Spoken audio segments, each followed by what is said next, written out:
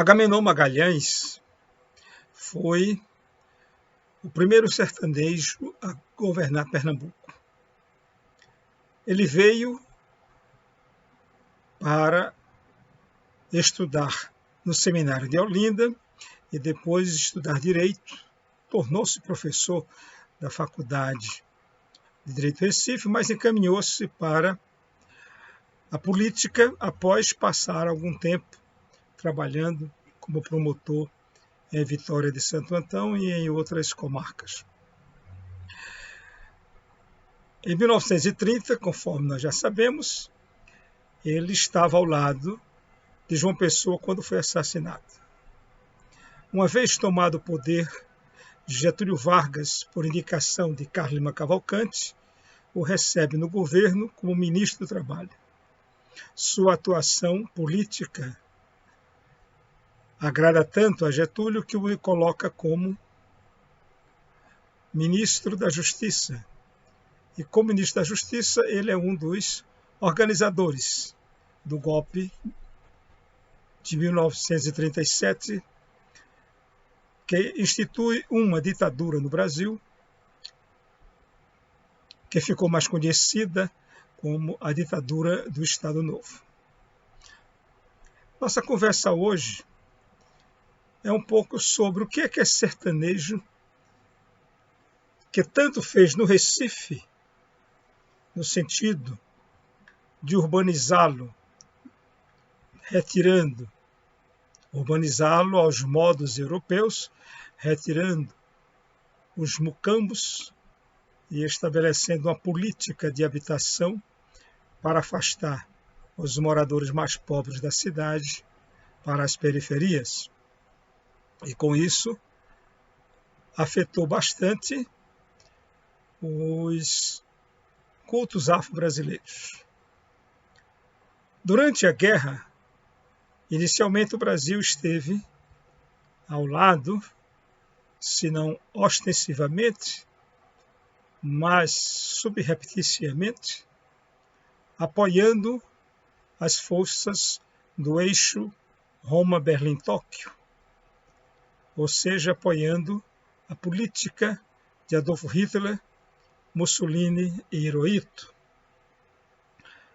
Mas as conjunturas políticas, principalmente após 1942, forçaram o Brasil, que até então se mantinha neutro na guerra, a tomar posição ao lado das forças aliadas. Claro que um pouco por imposição da sociedade, que exigiu a participação do Brasil no movimento da Guerra Mundial. Assim, o Brasil entrou na Segunda Guerra Mundial. E aí o Brasil entra como suporte estratégico, mas também enviando alguns soldados para a guerra. Cerca de 3.000 soldados, alguns morreram, cerca de 1.000 soldados brasileiros morreram nos campos da Itália, né, na defesa da democracia.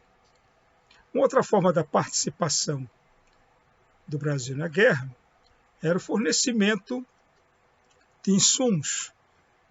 E o algodão foi essencial, de novo, neste momento. Daí um grande incentivo que Agamenon faz ao cultivo do algodão no Agreste e no Sertão.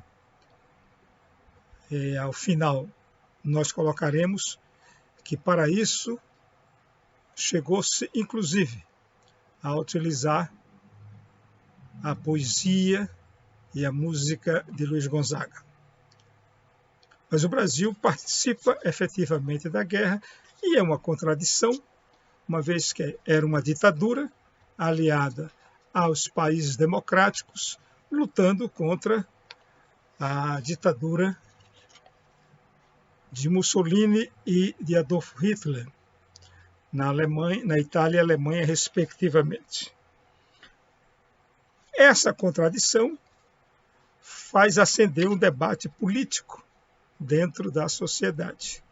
No caso nosso de Pernambuco, nós recebemos, tanto em Fernando de Noronha, quanto na própria cidade do Recife, uma boa quantidade de soldados americanos, porque estas duas cidades, juntamente com Natal, no Rio Grande do Norte, eram entreposto no caminho para a guerra que se desenrolava também na África. A proximidade de Pernambuco com a Europa e a necessidade de conter a navegação alemã fazem de Pernambuco um lugar muito interessante para os militares americanos. O resultado disso foi um acordo entre as duas nações que levou esse acordo à constituição da Companhia Siderúrgica Nacional, que foi um fator primordial para o posterior desenvolvimento da indústria pesada no Brasil. Aqui em Pernambuco, os soldados americanos, a vida com a comunidade pernambucana, introduz novos comportamentos sociais. O cinema, que foi usado pelos americanos como uma diplomacia de conquista, uma diplomacia de simpatia, seduziu muito aos brasileiros. Em Pernambuco, o hábito do cassino, que acontecia lá em Boa Viagem, era um momento de troca. O cassino americano, de troca de informações, de troca de sociabilidades entre pernambucanos e estadunidenses. Também hábitos tais como beber água mineral, a Coca-Cola e outros refrigerantes que chegaram aqui, começam a modificar os hábitos brasileiros, pernambucanos especificamente. Apesar de a Coca-Cola jamais ter superado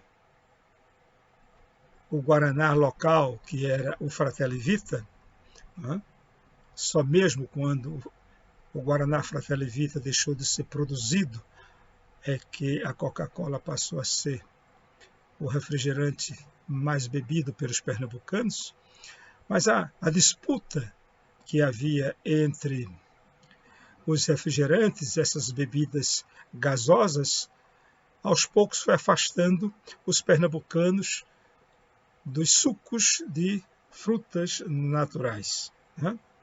E esses e outros hábitos modificaram a vida dos pernambucanos nesse período. Uma outra coisa que para chamar a atenção é que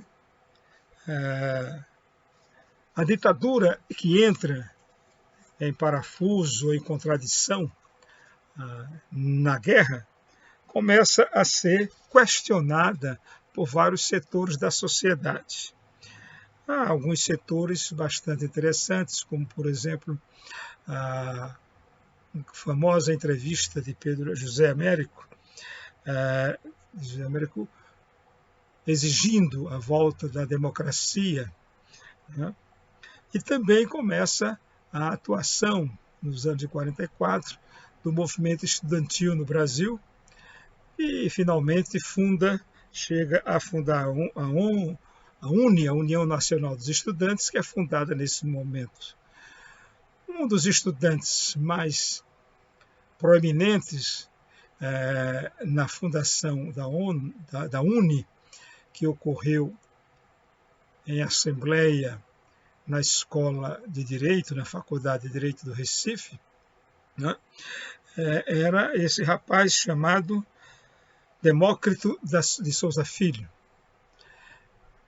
que, juntamente com outro colega, rasgou uma fotografia do ditador Getúlio Vargas, e os pedaços ele saiu distribuindo com quem encontrava na rua, o que provocou uma reação muito forte da polícia local, dominada, a polícia da ditadura, né, que passa a criar problema para os estudantes.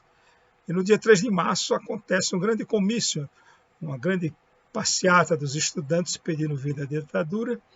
E nesse comício, um dos oradores foi o deputado socialista Gilberto Freire, e houve uns disparos da polícia, por exemplo, pensa-se, porque o inquérito depois disse que não aconteceu crime nenhum, mas os disparos feitos naquele momento, uma das balas atingiu o estudante Demócrito Souza Filho, que estava ao lado de Gilberto Freire, que discursava. Morre Demócrito Souza Filho e morre também Manuel Elias dos Santos, Manuel Carvoeiro. Então são duas pessoas mortas e esse crime repercute nacionalmente. Segundo alguns historiadores, ele teria acelerado o processo de decomposição do regime. A essa altura, que já estava bastante enfraquecido, Agamenon já não mais era o interventor, ele já havia sido chamado para, no Catete, no Rio de Janeiro, começar a articular a transição de uma ditadura para uma democracia.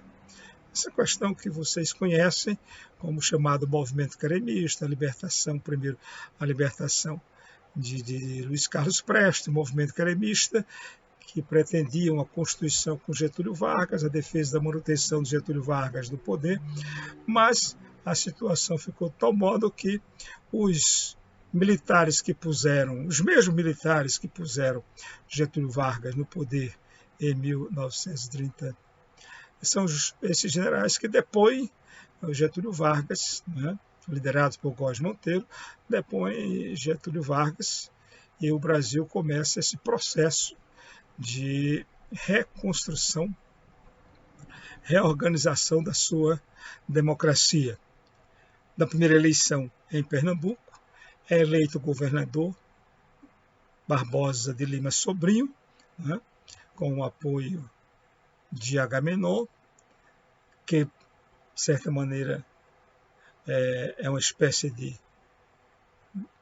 de uma sombra sobre as ações de Barbosa Lima. Em 1950, Agamenon candidata-se a governador de Pernambuco e é eleito. É interessante, basicamente, com o apoio dos pais de santo, das mães de santo do Recife, que ele havia perseguido antes. Mas ele compreendeu muito bem, logo depois do primeiro comício, quando foi atacado por populares, ele compreendeu que sem o apoio dos pais de santo, da mãe de santo, sem o apoio das lideranças das comunidades afro-originárias, os afrodescendentes, ele não conseguiria se eleger. Então, em conversação com esta população, ele garante que, caso seja eleito, vai levar adiante um projeto da liberdade religiosa para os cultos afro-brasileiros, o que realmente acontece depois de eleito com o voto da população, de parte da população do Recife, mas foi eleito principalmente com o voto do interior do estado, por isso que ele chamava Recife a cidade ingrata, né? E um dos atos que ele faz é a liberação dos cultos afro-brasileiros. Mas vamos parar por aqui, porque este é o começo da nossa aula e vamos conversar mais um pouco à medida que a aula transcorra e vocês levantem questões.